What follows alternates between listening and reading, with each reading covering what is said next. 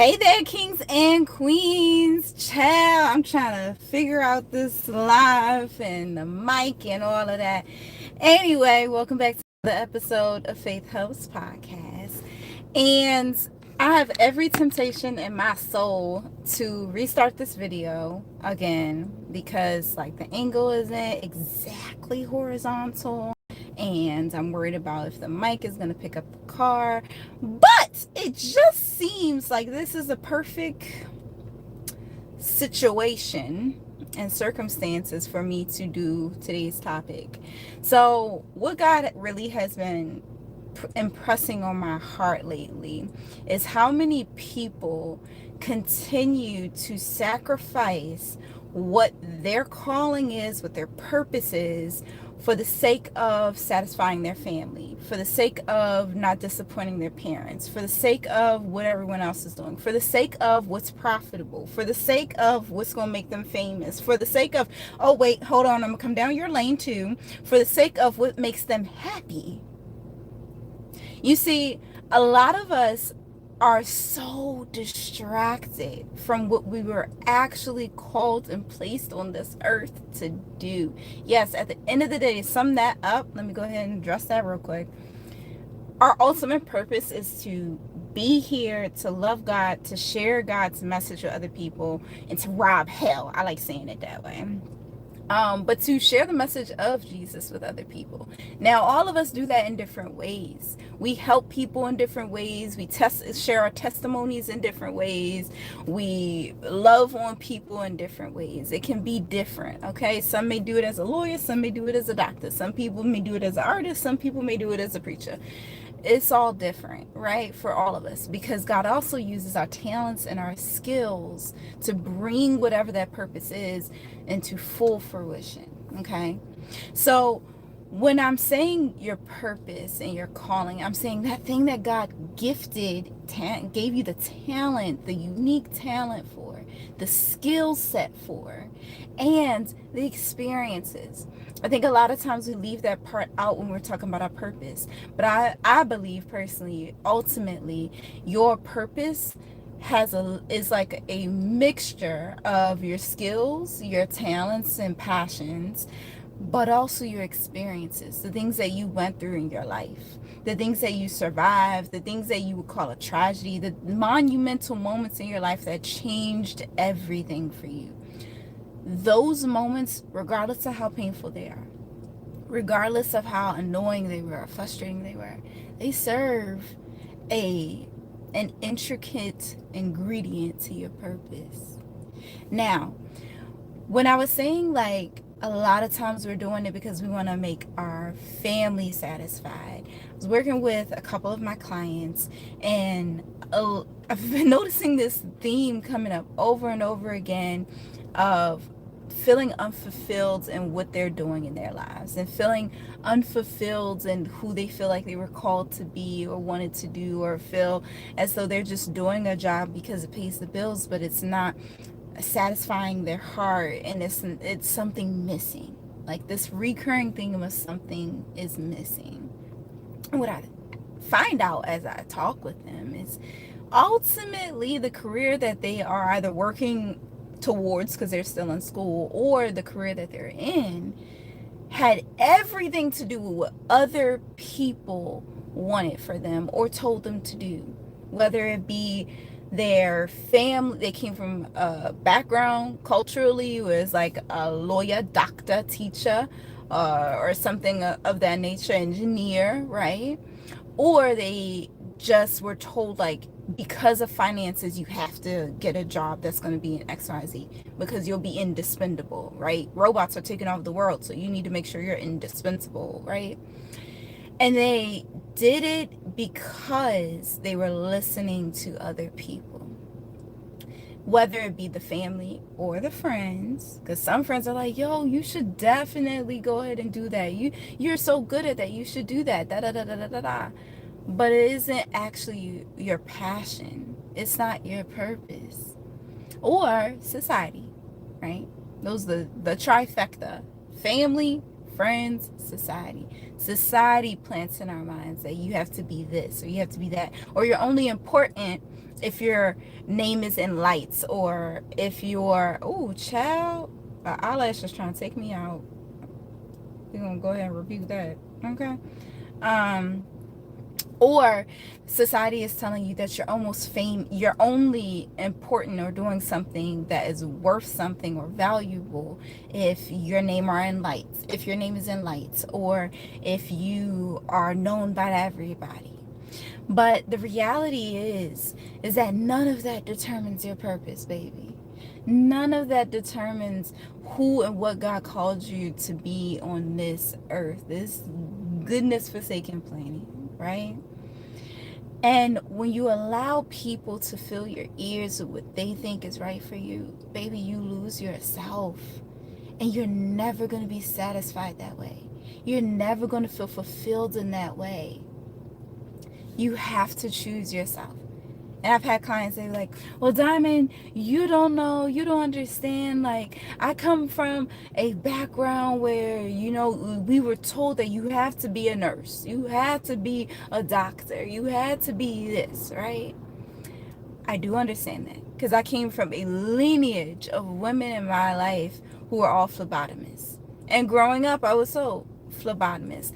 Thank God my mom had the discernment to be more open-minded and to not stifle what God placed in me, and said, baby, what do you want to be? And she put me in a school that was going to cultivate the ground and the foundation that I needed to become who I am today, and am still becoming.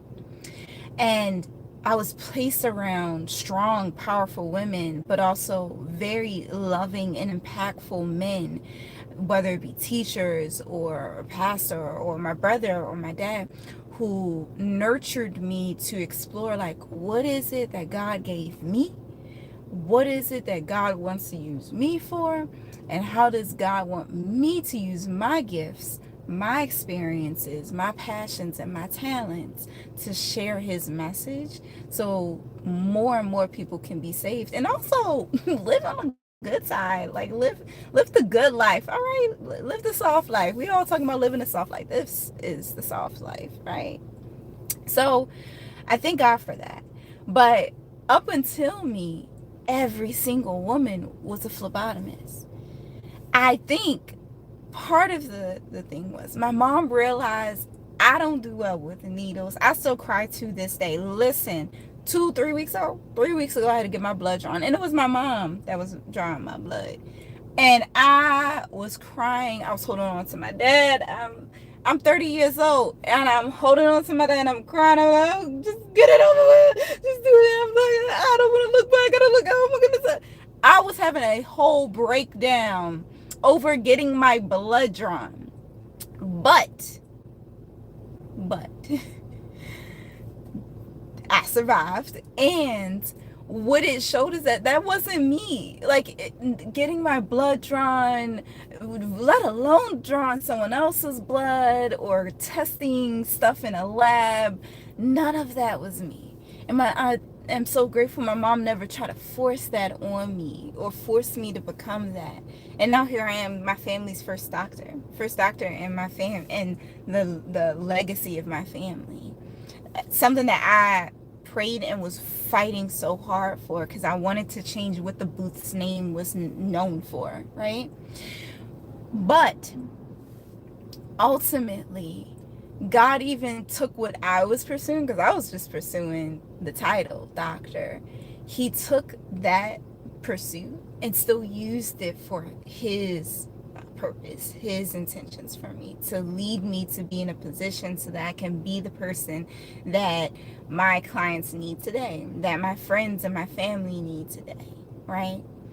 And I think that a lot of times many people don't get that blessing, or that benefit to grow up in a family that gives you the freedom to explore your passions. I understand that there are some families that are like, no, we're going to cut you off financially if you go become an artist, or if you decide to pursue a career in dancing. I completely know that is a reality for many people. And baby, I'm deeply sorry. I'm deeply sorry if they cut you off financially. I'm deeply sorry if they cut you off from the family and they disregard you. And at some point, you're going to have to ask yourself, what is it going to cost me if I decide to live the way they want me to live and to do what they want me to do versus doing what I feel like God has created and called me to do and be? They may be disappointed. They may disagree. They may have some arguments that sound good. But see, the way God works is through discernment, because he will tell you, yeah, that may sound good, but that ain't it. And something in your spirit never settles with what they've said. Even though it factually makes sense and they've calculated all the numbers of why what you want to do ain't going to work out. And they've calculated all the statistics of how many people have succeeded in doing what you feel you're called to do. But God loves using the foolish things to confound the wise. And what that means is God will make everybody else look like a fool and put you on the pedestal and be like, hey, go on, show out and show out like I told you to. Because I created you wonderfully and fearfully, and I knew what I put in you. Now everybody else thought that you wasn't going to be nothing, but baby, go ahead and show up and show out. Because it is God that's working through you that gives you the grace, the favor, and the promise to be able to become who he called you to be. Now, that doesn't mean it's going to be easy. It doesn't mean that you're not going to have to be put in a situation where you're going to have to grieve some relationships. You're going to be put in a situation where you're going to struggle financially a little bit, because now you got to work and put yourself through school. I worked full time while I was in school. Absolutely horrible, but I did it. It's not easy. And if I can do it, baby, you can do it. If I if I can do it, you can do it. Whatever it is, I know for a fact there are more brilliant people, more talented people in areas and fields and topics that I have no idea about, that could be flourishing and thriving in their gift and in their promise and in their purpose. Way better than I am. Way better than I ever could. So go do that. Be the queen of your scene, as Dr. Myron Golden says, or be the king of your thing. I'm messing up his quote a little bit, but you get the point, okay? Do what God called you to do and forsake everything else that is not in alignment with that. I know it's tough. I know you're saying it's easier said than done, Diamond. It's not that simple. One of the problems is so many of y'all don't believe enough in the God that is backing you up. You don't really believe that God will show up and pay for that bill. You don't really believe that you're talented enough. You don't really believe that you have the gifting. You are questioning like, oh, maybe I'm just like, living in a fantasy world. Maybe it's not actually me. Yes, it is you. Why are you listening to this message right now? Because it is you. And God decided to interrupt my time from working on my book and playing with my puppies to come tell you that yes, he's talking to you. Yes, he's calling you. Yes, he appointed you. Yes, he gifted you. Yes, the experiences that you went through were for a purpose. Your family may not understand it. No, they don't know you better than you know yourself. A lot of parents like saying that, but they don't. They don't. They don't. If they could, if they knew you better than you knew yourself, they would be able to read your mind. They can't. So they don't. And before anybody, what the word say? The word says, before I formed you in your mother's womb, I knew you. God knew you before your parents even knew that you was growing in there. When you was just a little sunflower seed squiggling around, God knew you. He knows you better than anybody could ever know you. If anyone's gonna say, oh, I know you better than you know yourself, it is God. And that is the only person that you should put on a pedestal as far as who authors your life, who directs you, who can tell you where to and not to go, and who you should and shouldn't be.